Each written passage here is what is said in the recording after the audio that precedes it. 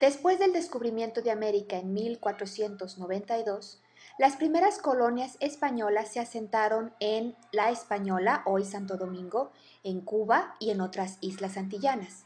A partir de ahí se expandieron a otras partes del continente.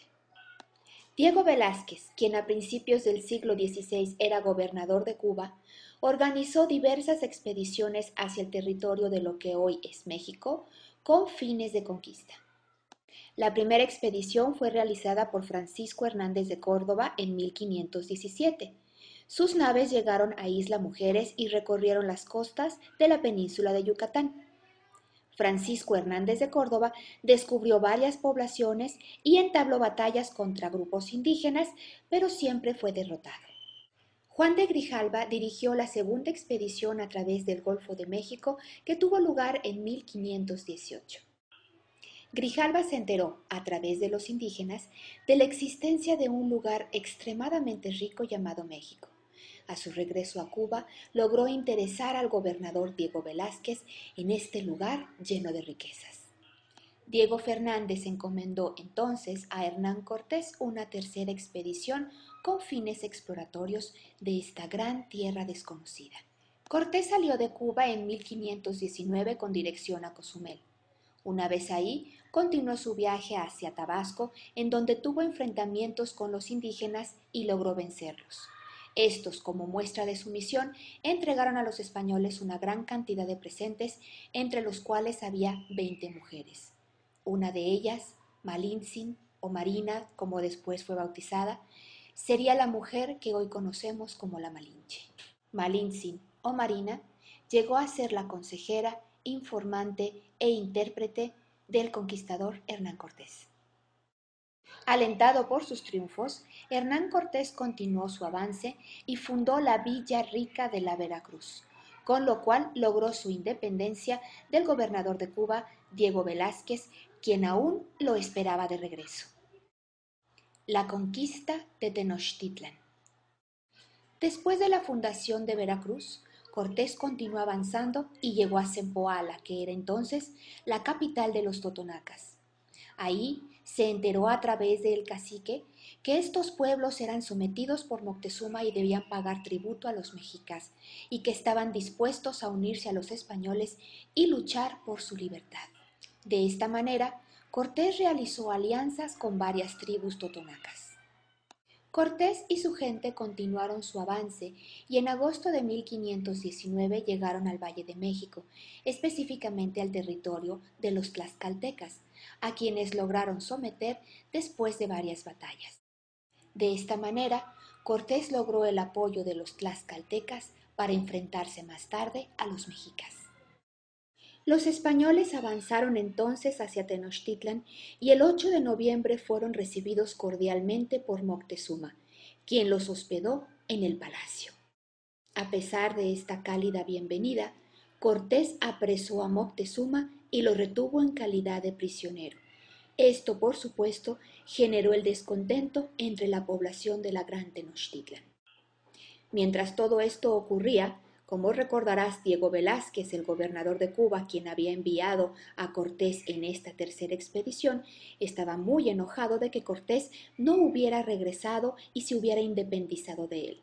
Y como seguía muy interesado en la conquista de las tierras de México, envió a una cuarta expedición, esta vez comandada por Pánfilo Narváez, con el objeto de apresar a Cortés y regresarlo a Cuba y al mismo tiempo recuperar el control de las tropas españolas. Cuando Cortés se enteró de que Pánfilo de Narváez ya había llegado a Zempoala y tenía la consigna de capturarlo y regresarlo a Cuba, decidió dejar aparte de sus tropas en Tenochtitlan, a cargo de Pedro de Alvarado, y avanzar él junto con los tlaxcaltecas y otra parte de su gente hacia Zempoala, donde fácilmente pudo vencer a Pánfilo de Narváez. Mientras esto sucedía, en Tenochtitlan más de 700 nobles y altos funcionarios se reunían en el Templo Mayor para una celebración en honor a sus dioses. Estos nobles estaban ataviados con ricos ornamentos de oro y plata, lo que despertó en Pedro Alvarado una incontenible codicia. De esta manera encargó a sus tropas que asaltaran el templo mayor, mataran a todas las personas que estaban ahí reunidas y se adueñaran de los ornamentos de oro y plata que habían portado.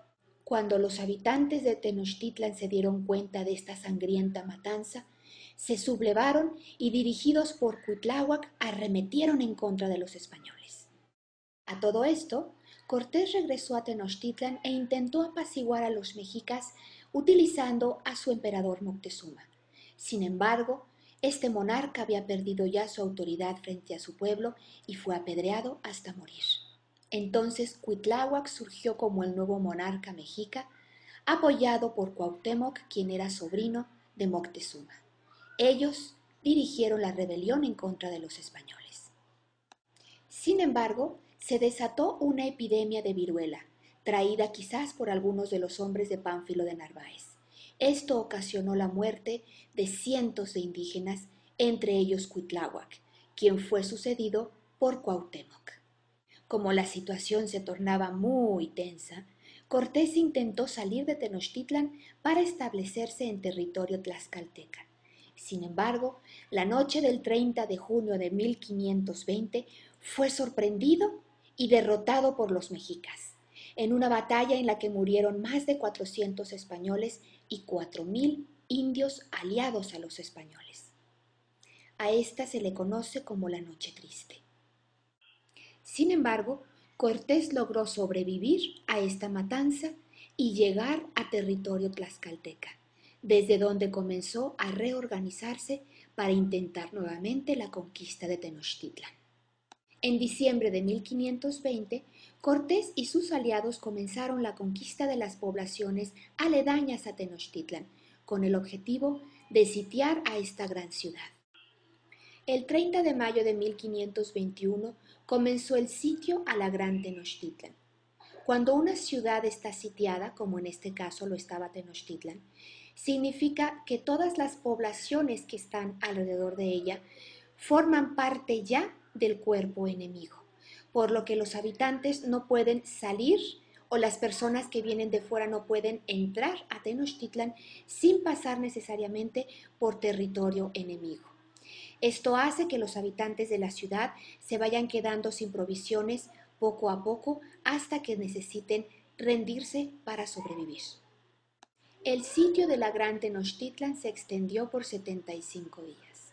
Como ya habíamos comentado, había habido anteriormente una epidemia de viruela que había acabado con la vida de muchas personas, entre ellos de Cuitláhuac.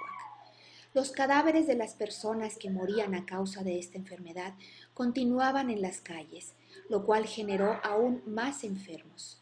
Esto, aunado a la falta de alimentos y de agua, obligó finalmente a los mexicas a rendirse y entregar la Gran Tenochtitlan el 13 de agosto de 1521.